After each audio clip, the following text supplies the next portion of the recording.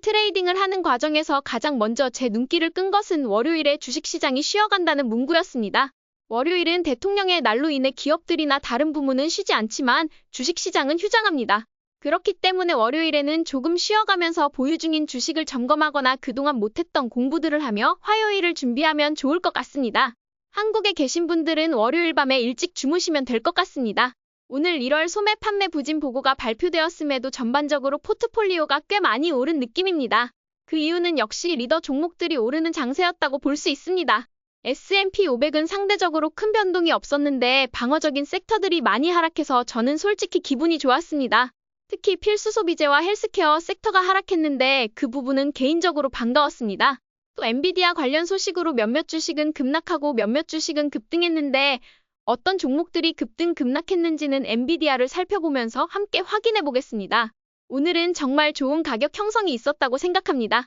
보통 변동성이 심할 때는 크게 흔들리기 마련인데 그럴 때마다 S&P 500 우상향 지수를 돌아보면 이상하게 불안감이 해소되는 느낌이 듭니다. 하루하루는 급등과 급락이 이어질 수 있지만 멀리서 보면 늘 우상향하는 미국 경제를 확인하게 됩니다. 결국 긍정적인 마음으로 주식에 임하면 돈을 벌 수 있다는 사실을 다시금 깨달은 하루였습니다.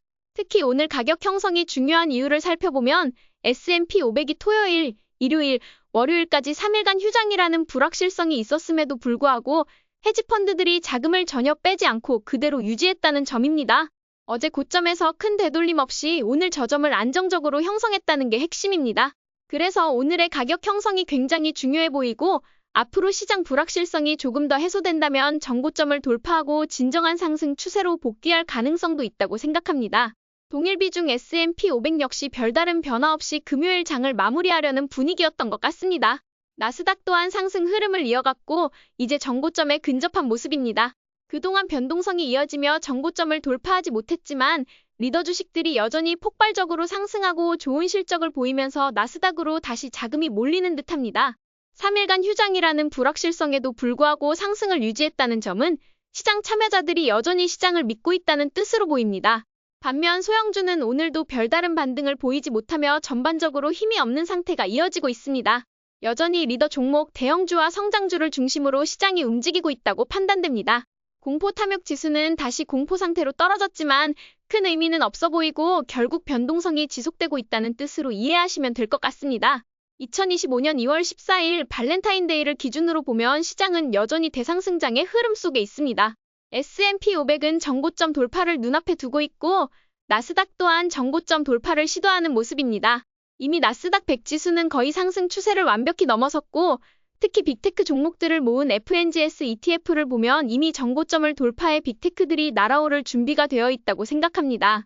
다만 중형주와 소형주는 여전히 힘이 없는 장세라 아무 주식에나 투자한다고 모두 오르는 장은 아닙니다. 실적이 뛰어난 리더 종목을 골라야 수익을 낼 수 있으므로 주식 비중을 60에서 80% 선에서 유지하며 필요할 때마다 자금을 옮겨가며 투자하는 것이 바람직해 보입니다. 단기채 금리는 오늘 다시 하락했습니다. 이는 1월 소매 판매 부진의 영향으로 보이며 긍정적인 현상이라고 생각합니다.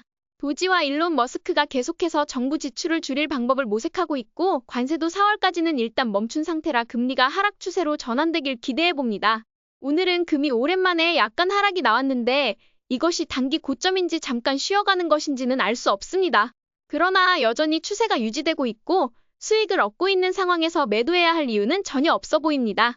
비트코인은 오늘 다소 오르긴 했지만 여전히 횡보 구간에서 움직이고 있어 특별한 변화는 없어 보입니다.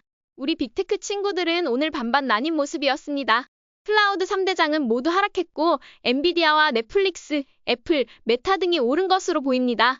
메타는 이제 20일째 상승 중입니다. 많은 분들이 이렇게 오르는 이유가 뭔가라고 물으시면 저는 결국 실적 때문이라고 생각합니다. 2024년 4분기 실적에서 주당 순이익이 작년 대비 50% 올랐다는 것은 큰 규모의 회사임에도 여느 성장주와 마찬가지로 50% 오른 실적을 보여줬고 이는 곧 주가 상승도 50% 가능하다는 뜻이죠. 메타는 앞으로도 더 오를 여지가 있다고 봅니다. 넷플릭스도 왜 이렇게 오르냐고 물으시면 마찬가지로 실적입니다. 작년 대비 102% 주당 순이익이 오르니 주가가 오를 수밖에 없죠. 저는 작년 10월부터 넷플릭스에 관심을 두자고 말씀드렸는데 실제로 좋은 주가 흐름이 이어져 다행이라고 생각합니다. 추세가 이어지는 한 계속 보유를 유지하려 합니다. 아마존은 약간 힘이 없는데 50일 이동평균선을 간신히 지키는 모습입니다. 만약 여기서 붕괴한다면 9월 이후 처음이 될 텐데 그래도 이커머스 1등에 클라우드 1등, 의약품 온라인 사업까지 추진 중인 아마존을 굳이 매도할 이유는 없다고 봅니다. 이번 주에 좀 더 치고 올라오길 기대했지만 현재로선 별다른 가격 움직임 없이 유지되는 모습입니다. 브로드컴은 이번 주 내내 비슷한 가격 형성을 보인 채 마무리했습니다. 별다른 매도 포인트는 보이지 않습니다. 엔비디아는 어제 50일 이동평균선을 돌파했고 오늘 그 돌파를 유지했습니다. 일주일 이상 50일 이동평균선을 지키며 상승 흐름을 보일 것 같은데 곧 실적 발표가 있기 때문에 그 결과에 따라 정고점을 돌파할지 혹은 몇 달간 횡보할지가 정해질 듯합니다. 엔비디아가 오늘 엄청난 발표를 했습니다.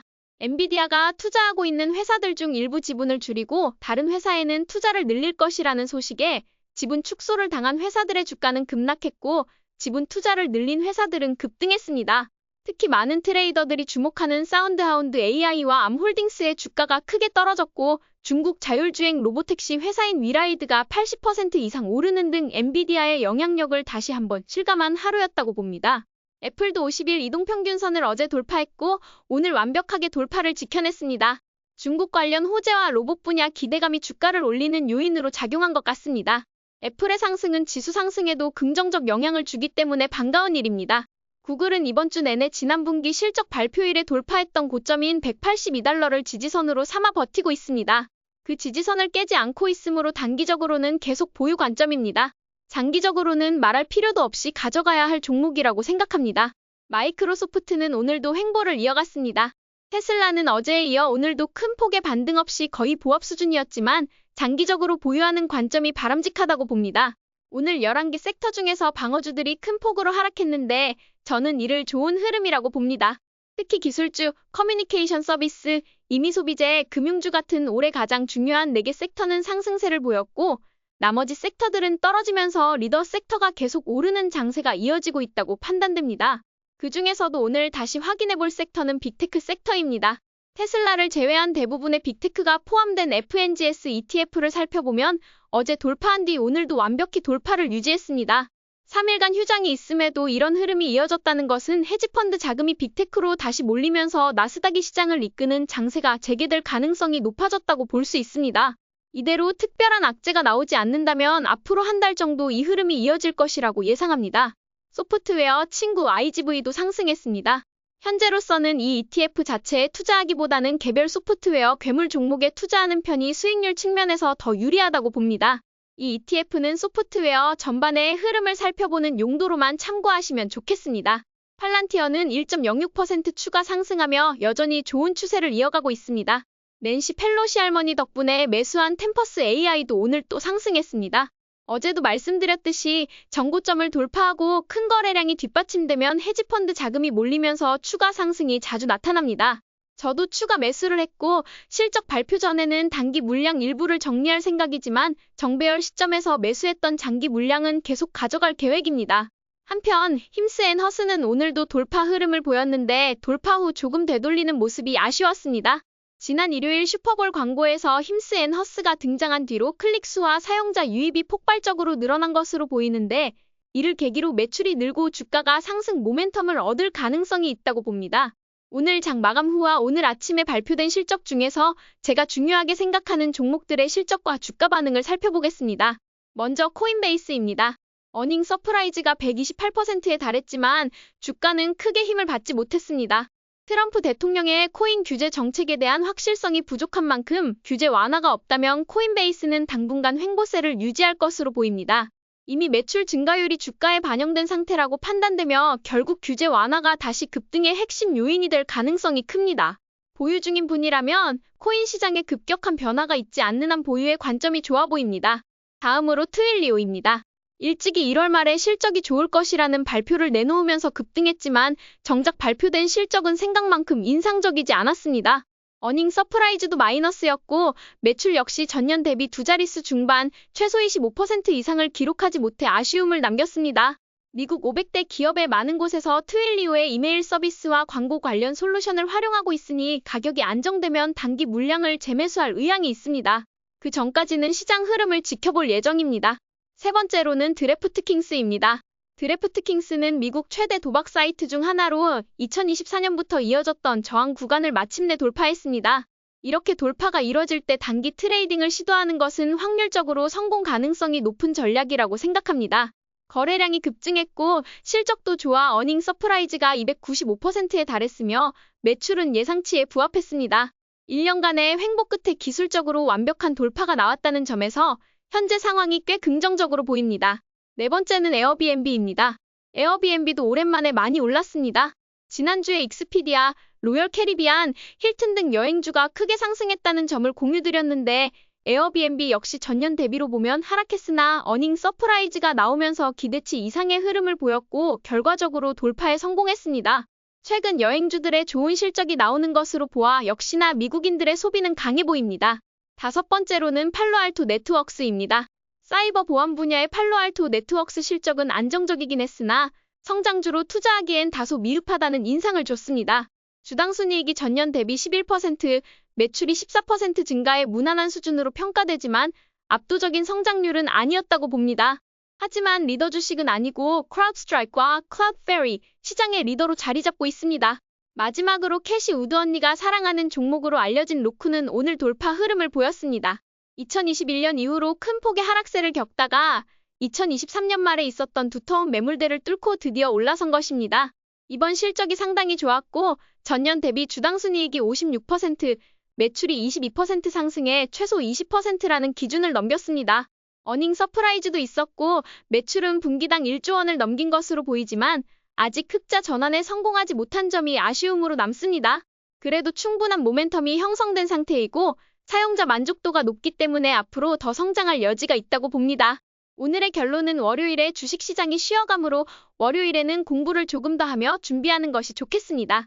여전히 변동성이 있고 3일 동안 휴일인 상황에서 트럼프 대통령이 어떤 발언을 할지는 알 수 없으므로 불확실성이 끝났다고 단언할 순 없습니다.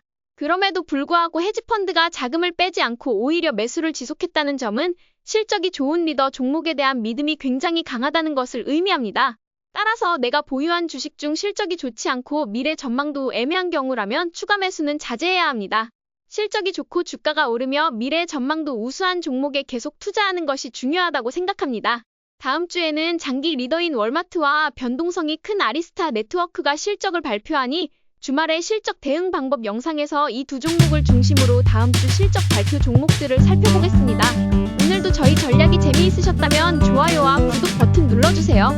지금까지 방구석 헤지펀드 매니저 라일라였습니다. 감사합니다.